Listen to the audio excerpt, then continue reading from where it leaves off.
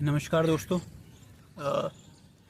जैसा कि आपने देखा होगा कि चेहरे बदलते हैं पर चरित्र नहीं बदलते, यानी चेहरे बदलते हैं चरित्र नहीं। और मैं ऐसा क्यों कह रहा हूँ कि चेहरा बदल जाता है लेकिन जो चरित्र है वो नहीं बदलता है। तो इसके बारे में आपको पूरा डिटेल में बताऊँगा। लेकिन अभी जो मैं आपको जैसे आपके एक एग्ज़ाम्पल दे रहा हूँ मैं, जैसे एक ऑफिस का, आपके ऑफिस का या आपके स्कूलों का या आपके जहाँ भी आप लोग काम करते हो जाते हो, उसके उदाहरण से समझाऊंगा। चलो एक ऑफिस का उदाहरण ले लेते हैं, एक ऑफिस का एग्जांपल ले लेते हैं। जैसे मान लो आप कभी भी कोई किसी ऐसे गवर्नमेंट ऑफिस में या किसी भी एक नॉन गवर्नमेंट, खैर गवर्नमेंट में ज़्यादा काम पड़ते हैं, तो इसके लिए मैं आपको बताऊँगा। जैसे आप किसी ऑफिस में गए हो, ठीक है, और आपको कोई काम करवाना हो, आप वहाँ पे जाते आते रहते हो, तो आपको पता चलता है कि जो पहले अधिकारी था ना, वो आपसे क्या करता था, वो आपसे रिश्वत लेता था, ठीक है, वो आपसे ब्राइब लेता था। अब आप वहाँ पे गए हो, कुछ दिनों बाद गए हो, तो आपको पता चलता है कि वहाँ का जो अधिकारी था, वहाँ का जो ऑफिसर था, जिससे आपको डील करना पड़ता था, जिससे आपको बात करनी पड़ती थी, अपना काम करवाना पड़ता था, और काम करवाने के बदले में उसको घूस देनी पड़ती थी। ठीक है, अगर एक मैं नॉर्मल एग्जांपल लूँ, जैसे किसी ने कभी पासपोर्ट बनवाया होगा ना, तो जो अधिकारी घर पे पासपोर्ट बनाने आता है, तो जब भी आप पासपोर्ट बनवाते हो ना, तो आपको पता चलता है कि 2-3 हज़ार, कभी कभी किसी से 5,000 भी, कभी कभी किसी से 10,000 रुपये भी ले लिए जाते हैं। ठीक है, ये नॉर्मल सिचुएशन है, सबको पता है। जिन्होंने पासपोर्ट बनवाया होगा कभी, उनको पता होगा कि वो व्यक्ति जो आता है चेकिंग करने, वो व्यक्ति जो एक गवर्नमेंट की तरफ से कहूँ, या आपका जो भी आपके एक तरह से आपको सेवा देने आता है अपनी, ठीक है, आपको पासपोर्ट बनवाने, आपकी चेकिंग करने आता है। लेकिन वो व्यक्ति क्या करता है, वो व्यक्ति चेकिंग करने की बजाय, मतलब चेकिंग होने के बाद भी अगर सब कुछ भी ठीक है ना, तो भी वो व्यक्ति अपने जो उसकी डिमांड है, जो उसको पैसे चाहिए, जो उसको ब्राइब चाहिए, जो उसको घूस चाहिए, जो उसको रिश्वत चाहिए, जो उसको करप्शन करना है, वो पूरी करके जाता है। वो घूस आपसे लेके जाता है और आपको देनी पड़ती है। क्यों देनी पड़ती है? क्योंकि अगर वो आप नहीं दोगे तो आपका पासपोर्ट नहीं बनेगा। फिर आप आगे कितनी शिकायतें करोगे, कुछ भी करोगे, वो किसी ना किसी तरह से उसको कैंसिल कर देते हैं, उस पर रोक लगा देते हैं, चाहे आपके सारे डॉक्यूमेंट्स हो सकता है किसी के कम पैसे लग जाएं, लेकिन किसी के ज़्यादा पैसे भी लग जाते हैं। किसी के मान लो किसी के 5,000 लग गए, तो किसी के 2,500 भी लग सकते हैं, किसी के 7,500 भी लग सकते हैं। तो डिपेंड करता है, ये वो लोग क्या करते हैं, वो देखते हैं कि इंसान कैसा है, और उस इंसान के आधार पे वो, क्योंकि मेरे काफ़ी दोस्तों ने ये पासपोर्ट और ये चीज़ें बनवाई हैं, और उनके सबके एक्सपीरियंस जो मैंने जाने हैं, और जो भी मतलब लोगों से मैंने बात करी है, तो उसके आधार पर पता चलता है। तो ऐसे ही मैं आपको जो एग्जांपल दे रहा था कि गवर्नमेंट ऑफिस में आप जाते हो या कहीं भी आप जाते हो, तो आपको पता चलता है कि वहाँ पे जो काम आपका यूँ फ्री में होना चाहिए था, उस काम के आपको कहीं हज़ारों रुपए खर्च करने पड़ रहे हैं, कई बार तो लाखों रुपए भी खर्च करने पड़ जाते हैं। वो थोड़े और बड़े काम हो जाते हैं। तो और आप फिर एक सोचते हो कि हमने सरकार जिसको बिठाया है, अगर हमने एक निष्पक्ष सरकार को चुना है वोट दे करके, तो क्या ये सब होना चाहिए था? नहीं होना चाहिए था। लेकिन पता चलता है कि सरकार चुनने में भी जो व्यक्तिगत आपका लालच था, जैसे 500 रुपये मिल जाना महीने के, या चुनावों के दिनों में 1,000 रुपये मिल जाना, या कोई शराब की बोतल मिल जाना, या कुछ आपने देखा होगा, ये इंडिया में होता है, मैंने बहुत जगह देखा है। तो मेरा आपको बताने का जो पर्पस है वो यही है कि देखो, चेहरे बदल जाते हैं, चरित्र नहीं। और ये मैं आपको सिर्फ किसी ऑफिस की बात नहीं बता रहा हूँ। ऑफिस में तो ऐसा होता ही है कि चेहरे बदल जाते हैं, पासपोर्ट बनाने वाले, जो पासपोर्ट चेकिंग करने वाले आते हैं, वो भी बदल जाते हैं, इंसान बदल जाते हैं। आप ड्राइविंग लाइसेंस बनवाने जाते हो, तो ड्राइविंग लाइसेंस में अलग अलग लोग होते हैं। आप रिन्यू करवाने जाते हो, तो हो सकता है आपको जो पहले व्यक्ति जिसने आपका ड्राइविंग लाइसेंस का चेक किया होगा, वो आपको दूसरी बार वो व्यक्ति नहीं मिला होगा, कोई और व्यक्ति मिला होगा। लेकिन जो दोनों का चरित्र रहा होगा, जो दोनों का घूस लेने का चरित्र रहा होगा, जो ब्राइब लेने का चरित्र रहा होगा, वो दोनों का सेम रहा होगा, वो अलग नहीं रहा होगा। किसी ने हो सकता है कम घूस लियो, किसी ने ज़्यादा लियो, मगर ली ज़रूर होगी। तो मेरा जो बताने का पर्पज़ था वो यही था कि चेहरे बदलते हैं। जैसे अब मैं समाज की बात करूं, राजनीति की बात करूं, कहीं भी आप चले जाओ तो चेहरे बदलते हैं, चरित्र नहीं। और ऐसा अगर मैं कह रहा हूं तो ये इसलिए कह रहा हूं कि अगर आपको इसका जो मैंने एग्जांपल्स दिए हैं और अगर आपको इसको पूरी तरह से जानना है तो आपको इसको अंत तक देखना होगा, मेरी बातों को अंत तक सुनना होगा, इसे लास्ट तक देखो ताकि आपको सारी बात समझ में आए मैं क्या कह रहा हूँ। जैसे अभी अभी हमारे देश में एक आंदोलन चल रहा है, चल क्या रहा है, उसमें हम जीत भी गए हैं, जीत हासिल कर ली है। जो छात्र हैं, जैसे कि आपने CJP का नाम सुना होगा, कॉकरोच नाम आपने सुना होगा, तो ये काफ़ी समय से जो हमारे देश में अलग अलग जगह पे चल रहा है, ठीक है। इसमें जो मेन है वो दिल्ली का जंतर मंतर है, फिर बिहार है, बिहार में चल रहा है, पटना में चल रहा है। बिहार के कई सारे छात्र और कई सारे जो युवा संगठन है वो भी इसमें मिलजुल कर नीचे उतरे हुए हैं। और इस चक्कर में जो राजनीति के जो लोग हैं वो भी इसमें सड़कों पर उतरे हुए हैं। इस आंदोलन के, ये जो देशव्यापी आंदोलन हो रहा है, इस जो आंदोलन चल रहा है, जो अब तो पूरा हो गया, तो इस देशव्यापी आंदोलन को देख के जो राजनीतिज्ञ, जो विपक्ष पार्टी वाले लोग हैं, जो और भी तरह की पार्टियों के लोग हैं, वो भी नीचे उतरे, क्योंकि इसकी जो क्राउडनेस है, जो इसकी भीड़ है, जो इसका एक जज्बा है, जो हौसला है, जो ताकत है, जो जैन जी इसमें जुड़े हुए हैं, जैन जी पॉपुलेशन जो है, तो इसमें बड़े पैमाने पे ये लोग जुड़े हुए हैं। और इसमें जो ये जैन जी पॉपुलेशन जुड़ी है उसके वजह से ये और ज़्यादा आंदोलन क्या हो गया, और ज़्यादा बड़ा हो गया है, और ज़्यादा ये देशव्यापी हो गया है, तो लोग इसमें जुड़े हुए हैं, ठीक है। अब मैं जो बता रहा हूँ आपको वो ये है कि आंदोलन ख़त्म हो गया है, ठीक है, आंदोलन ख़त्म हो गया है। और उसमें जो छात्र हैं, जो भी सड़कों पर लोग उतरे थे, हम सभी जैसे लोग जो सड़कों पर उतरे हुए थे, वो सभी इसमें क्या कर चुके हैं, वो सब इसमें जीत हासिल कर चुके हैं, यानी आंदोलन जीत लिया है, ठीक है। लेकिन सवाल ये नहीं उठता कि आंदोलन तो जीत लिया है, आंदोलन तो हो गया है, लेकिन मैं कह रहा हूँ कि आंदोलन जीतने से क्या वाकई में सिस्टम बदल गया है? क्या सत्ता में जो लोग हैं उनका जो उनका व्यक्तित्व है वो बदल गया है? सत्ता, आपने किसको बदल दिया? आपने एक मंत्री को बदल दिया। एक मंत्री उस कुर्सी पर, पर्टिकुलर कुर्सी पर बैठा था, शिक्षा मंत्री, उसे आपने बदल दिया। लेकिन अब दूसरा मंत्री आएगा तो इसकी क्या गारंटी है कि उसके राज्य में सिस्टम पूरी तरह से ठीक रहेगा? उसके राज्य में कोई भी एक सिंगल बच्चा भी, एक सिंगल स्टूडेंट भी को भी किसी भी तरह की परेशानियों को सामना नहीं करना पड़ेगा? इसकी क्या गारंटी है? क्योंकि सिस्टम तो वही है ना। मेरा कहने का जो मतलब है, मेरा कहने का जो तात्पर्य है, मैं यही कहना चाहता हूँ कि आपने या हम सब ने मिलके जो बदला है वो एक मंत्री बदला है। वो एक कोई मंत्री था, उसको हमने उसकी पोस्ट से हटा के कोई दूसरा मंत्री बैठा दिया है उसी पार्टी का। लेकिन इससे क्या पूरा सिस्टम बदल गया? इससे क्या जो पूरा सिस्टम था, सिर्फ एजुकेशन की ही बात नहीं करूँगा मैं, यहाँ पे जो देश की पूरी जनता है, पूरा जो सिस्टम जो कई सालों से, सैकड़ों सालों से चलता हुआ आ रहा है, क्या वो बदल गया? क्योंकि सैकड़ों सालों पहले भी भ्रष्टाचार होता था, करप्शन होता था। पुलिस, जो भी डिपार्टमेंट्स आप देखोगे, पुलिस ही नहीं, काफ़ी सारे डिपार्टमेंट्स हैं, तो आप देखोगे वो सारे क्या करते थे, एक अपनी पावर का गलत इस्तेमाल करते थे। जैसा कि आप सभी को पता भी है, ठीक, किसी भी आप डिपार्टमेंट में जाते थे, आपको पता चलता था ये डिपार्टमेंट में तो ब्राइब ली जा रही है, ये डिपार्टमेंट में तो घूस ली जा रही है, रिश्वत ली जा रही है। और आपको अपनी हार्ड अर्न मनी जो आपने कमाई है, जो आपने पैसा बड़ी मेहनत से कमाया है, उसको आपको देना पड़ता था, ज़बरदस्ती देना पड़ता था। तो सिस्टम बेकार था और आज भी वही सिस्टम चल रहा है। और क्या एक मंत्री के बदलने से, क्या एक मिनिस्टर के बदलने से क्या उस पूरे सिस्टम में बदलाव आ गया है?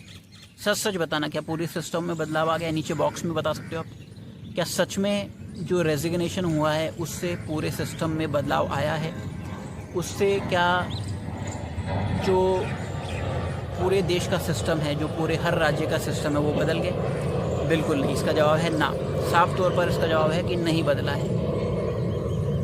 तो मेरा सवाल ये है कि कुर्सी की जो सत्ता है, जो सत्ता की कुर्सी है, उस कुर्सी पर बैठने वाला व्यक्ति बदल सकता है, उस व्यक्ति पर बैठने वाली व्यक्ति बदल जाते हैं। लेकिन सत्ता को सही तरीके से, सिस्टम को सही तरीके से बनाने के लिए क्या जो चरित्र चाहिए वो बदल गया है? क्या वो जो कैरेक्टर चाहिए वो बदल गया है? वो नहीं बदला है। वो चरित्र वही का वही हो सकता है।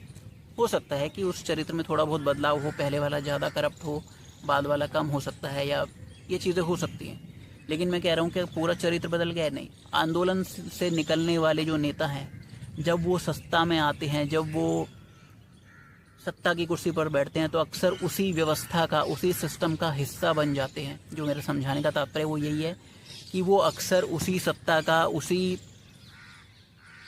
सिस्टम का क्या बन जाते हैं, उसी सिस्टम का, उसी सत्ता का, उसी व्यवस्था का हिस्सा बन जाते हैं, जिससे बदलने के लिए वो चले थे। ठीक है, तो कोई भी आंदोलन, जैसे कि आपने नाम सुना होगा, जेपी आंदोलन हुआ था, जिसे छात्रों का आंदोलन भी बताया जाता है, और जिसे शायद बिहार के लोगों का, बिहार के छात्रों का आंदोलन बताया जाता है। सबसे बड़ा आंदोलन था वो, ऐतिहासिक आंदोलन था। फिर उसके बाद और भी आंदोलन हुए, और फिर उसके बाद अन्ना आंदोलन हुआ।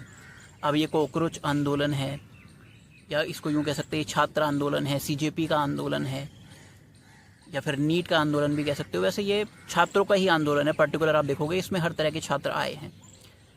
तो नेता तो बदल गया, इसमें आंदोलन में स्टूडेंट सोच रहे हैं, छात्र छात्राएं सोच रही हैं कि हमने जीत हासिल कर ली है, हम जीत गए हैं, ठीक है वो बात। लेकिन इस जीत का क्या पूरे सिस्टम पे, पूरे देश व्यापी स्तर पर, पूरे, मतलब मेरा जो कहने का मतलब है, पूरा जो सिस्टम है इससे वो पूरा सिस्टम बदला है।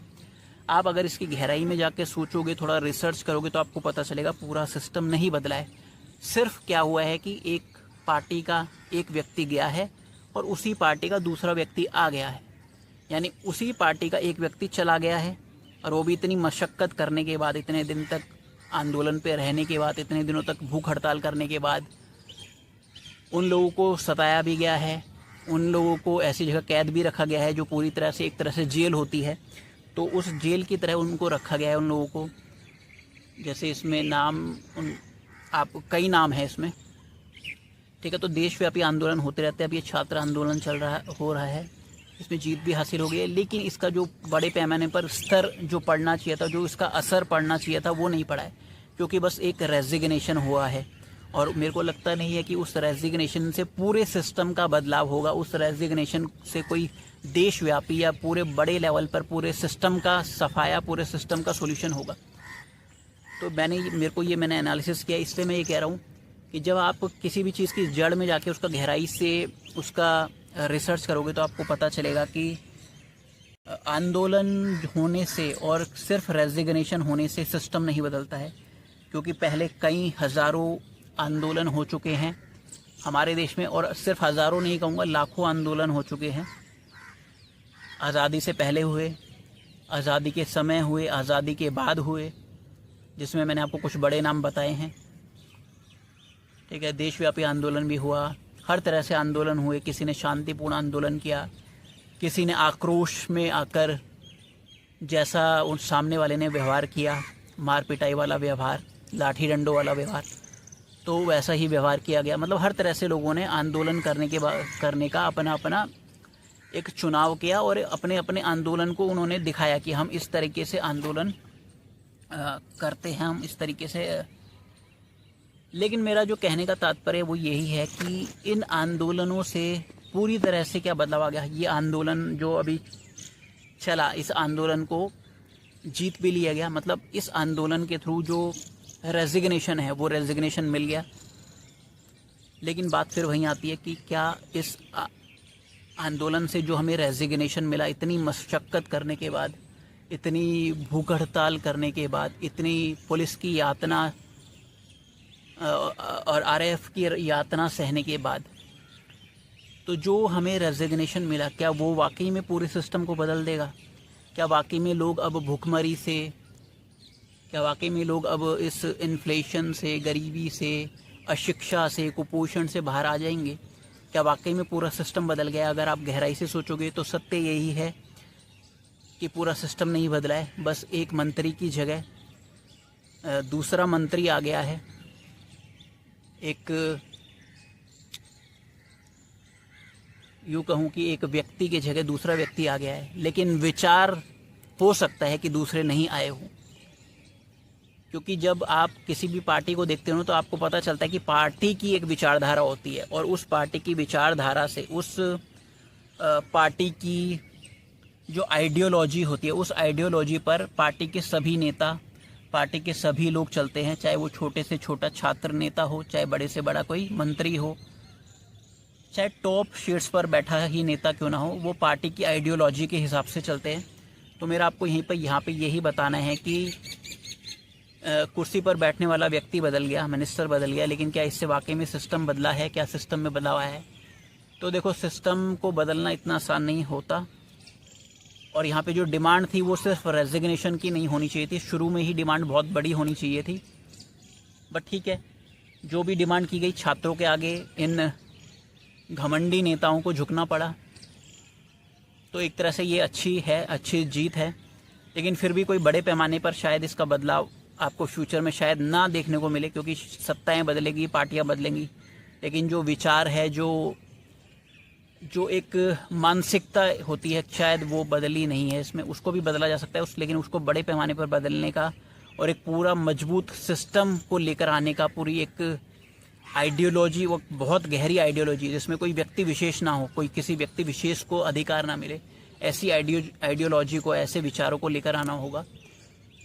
तो मेरा यही कहना है कि देखो, आप जितने भी स्टूडेंट्स हैं जो यहाँ पे प्रोटेस्ट कर रहे थे, वो अपने घरों से निकले, अपने काम छोड़कर आए, अपनी पढ़ाई छोड़कर आए, अपने माता पिता से, शायद हो सकता है कुछ छात्र झूठ बोल के भी आए हों, कुछ छात्र सच बोल के भी आए हों, ठीक है, मिलेनियंस भी आए, ठीक है, जैन जी भी आए, कुछ जैन अल्फ़ा भी आए हैं, कुछ नई पीढ़ी के और भी जो छोटे छोटे बच्चे भी आए, आपने देखा होगा 10-10 साल के, 12-12 साल के बच्चियाँ आए, बहुत छोटे छोटे।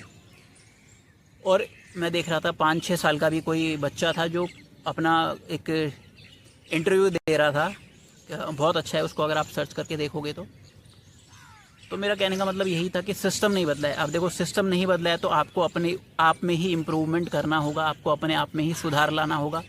क्या करना होगा? आपका स्कूल क्या मिला आपको? आप अमीर परिवार में पैदा हुए या गरीब परिवार में पैदा हुए, ये चीज़ को चुनना आपके हाथ में नहीं था। यानी आप अगर गरीब परिवार में पैदा हुए तो ये आपके हाथ में नहीं था कि आप कहाँ पैदा हो। आप अमीर परिवार में पैदा हो सकते थे, नहीं हुए। कोई अमीर परिवार में पैदा हुआ है, हो सकता था वो गरीब परिवार में पैदा हो, लेकिन ये आपके हाथ में नहीं था। तो आप अमीर या गरीब परिवार में पैदा हो गए। आप कौन से स्कूल में पढ़ने गए ये भी आपके हाथ में नहीं था। क्यों? क्योंकि उस समय जो आपकी उम्र थी, आपके सोचने विचारने की क्षमता इतनी नहीं थी कि आप अपना स्कूल चुन सको। तो पहली क्लास में या नर्सरी क्लास में या LKG में जब भी आपका एडमिशन हुआ तो वो आपके पेरेंट्स या आपके सगे संबंधियों द्वारा करवाया गया, ठीक है। तो उसमें अभी आपका हाथ नहीं था, ठीक है।